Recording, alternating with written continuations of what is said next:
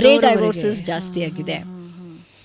ಹೌದು, ಗ್ರೇ ಡೈವೋರ್ಸಸ್ ಸಂಖ್ಯೆ ತುಂಬ ಜಾಸ್ತಿ ಆಗಿದೆ. ಅವ್ಳಿಗೊಂದು ಮದುವೆ ಮಾಡಿಬಿಡ್ತೀನಿ ಮೇಡಮ್, ಆಮೇಲೆ ನಾನು ಇವ್ರನ್ನ ಬಿಟ್ಟು ಹೋಗ್ತಾ ಇರ್ತೀನಿ ಅಂತಾರೆ. ಅಥವಾ just I am waiting for my daughters to get married, ನಾನು ಹೊರಟೋಗ್ತೀನಿ ಅಂತಾರೆ.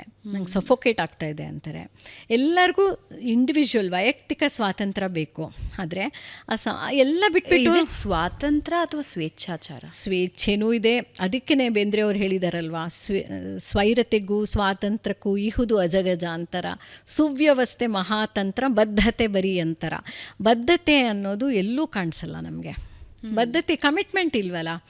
ಎಷ್ಟು ಮನಸ್ಸು ಚೇಂಜ್ ಆಗೋಗ್ಬಿಡುತ್ತೆ ಅಂದರೆ, ಈಗ ನಾನು 3-4 ವರ್ಷ ಒಬ್ಬನ ಜೊತೆ ಇದ್ಬಿಟ್ಟು ನನಗೆ ಇವನು ಬೇಡ ಅನಿಸುತ್ತೆ, ಅಥವಾ ಅವಳಿಗೆ ಇವನು ಬೇಡ ಅನಿಸುತ್ತೆ.